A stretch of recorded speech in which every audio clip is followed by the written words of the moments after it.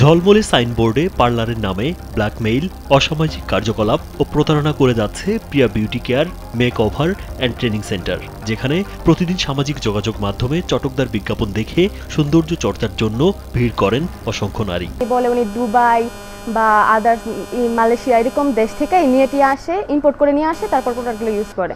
কিন্তু এরকমটা হয় না। নর্মাল ফেশিয়ালের যে প্রোডাক্টগুলো এগুলো স্টেশন থেকে কিনে এনে তারপরে হিউজ একটা প্রাইসে উনি সার্ভিসটা দেয়। এই চটকদার বিজ্ঞাপন দেখে পার্লারে সেবা নিতে এসে প্রতিনিয়ত নারীরা সমস্যা সমাধানের বদলে দুর্ভোগে পড়ছে। মানহীন পণ্যের ব্যবহার ও অদক্ষ কারিগরের মাধ্যমে প্রতারণার শিকার হচ্ছে বলে অভিযোগ ভুক্তভোগীদের। সেনসেশন ক্লাসিক স্ট্রবেরি ও কফি ভ্যারিয়েন্টে লালচে লালচে হয়ে গেছে ফেসিয়ালটা করার পর ওনাদের। তারপর আমি জিজ্ঞেস করার পর ওনারা যেমন আমাকে চিনেই না, আমি যেমন ওনাদের পার্লারে যাই নাই, দেন হচ্ছে আমাকে চিনেই না। 2021 সালে ফাহমিদা খুশবু প্রিয়া নামে এক নারী নরসিংদী সরকারি কলেজের প্রধান ফটকের সামনে সৌন্দর্য পিপাসুদের সেবা দেওয়ার জন্য যাত্রা শুরু করেন Priya beauty care makeover and training centre. সামাজিক যোগাযোগ মাধ্যমে অফারের নামে প্রতিনিয়ত চটকদার বিজ্ঞাপন দিতে থাকে। এই আইব্রো মাইক্রোব্লেডিংটা আমাদের কাছ থেকে ডিসকাউন্টে করে ফেলতে পারেন। পাশাপাশি নিজের পার্লারের রিভিউ প্রতিনিয়ত প্রচার করতেন। নারীরা কিছুটা ছাড়ের আশায় পার্লারে ভিড় করতে থাকেন, কিন্তু তার কথায় আর কাজে কোনো মিল পাননি সেবা প্রত্যাশীরা। পার্লার ওনার হয়ে যদি ওনার মুখ দিয়ে অশ্লীল ভাষা, তারপর ওনার ব্যবহার এত রুড ছিল। ভুক্তভোগীরা জানান, পার্লারে প্রশিক্ষণপ্রাপ্ত বা সার্টিফাইড কোনো বিউটিশিয়ান নেই। প্রসাধনী সামগ্রীর প্রচারণায় ইম্পোর্টেড বলে দাবি করা হলেও বাস্তবে নিম্নমানের বা স্থানীয় পণ্য ব্যবহার করা হচ্ছে। তাছাড়া সেবার বিপরীতে গ্রাহকদের কাছ থেকে নেওয়া হচ্ছে হাজার হাজার টাকা।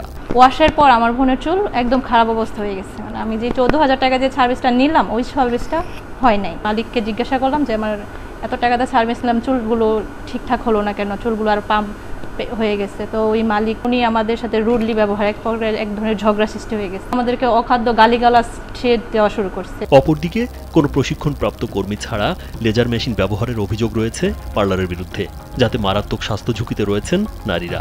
আর হেয়ার রিবন্ডিং করতে গিয়ে চুল ফ্যাকাশে ও ঝরে যাওয়ার অভিযোগও রয়েছে।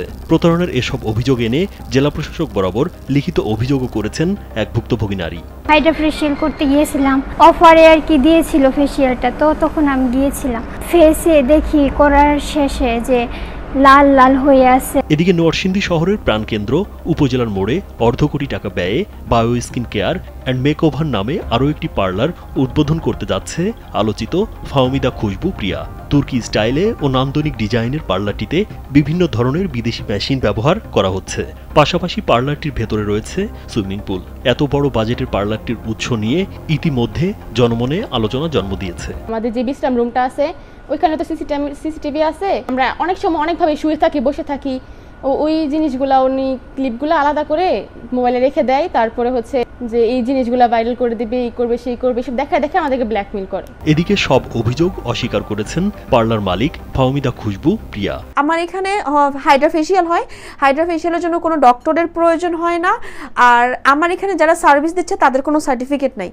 আমি হচ্ছে যাদেরকে আমার এখানে সার্ভিস দিচ্ছে সবাইকে আমি নিজে কাজ শিখাই, তারপরে সার্ভিস দিই। আমার এখানে যারা হচ্ছে যাদের ডিভোর্স হয়ে গিয়েছে বা ফ্যামিলিগতভাবে সমস্যা আছে, সেই সমস্ত মেয়েদেরকে এনে টাকা দিয়ে প্রতি মাসে মাসে রেখে তারপরে কাজ শিখাই।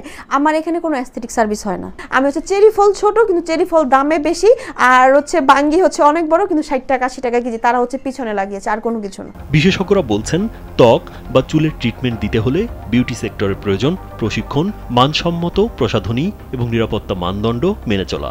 আর পার্লারগুলোর যোগ্যতা, অভিজ্ঞতা ও পণ্যের মান যাচাই না হলে যে কোনো গ্রাহকই ভয়াবহ স্বাস্থ্য ঝুঁকিতে পড়তে পারেন। সৌন্দর্যের জন্য আমাদের কোথায় যাওয়া উচিত বা কোন প্রোডাক্ট ইউজ করা উচিত সেটা আসলে আমরা অনেকেই জানি না। এখন অনেক জায়গায় আছে, যেমন বিউটিশিয়ানরা হচ্ছে প্রপার ট্রেনিং না নিয়ে হচ্ছে বিভিন্ন অ্যাস্থেটিক প্রসিডিওর করছে, নাকি বটক্স ফিলার, ইভেন হচ্ছে কেমিক্যাল পিলিং বা আদার্স কিছু প্রসিডিওর আছে, বা লেজার আছে, যেটা খুব আপগ্রেডেড যেটা আমরা বলি আর কি।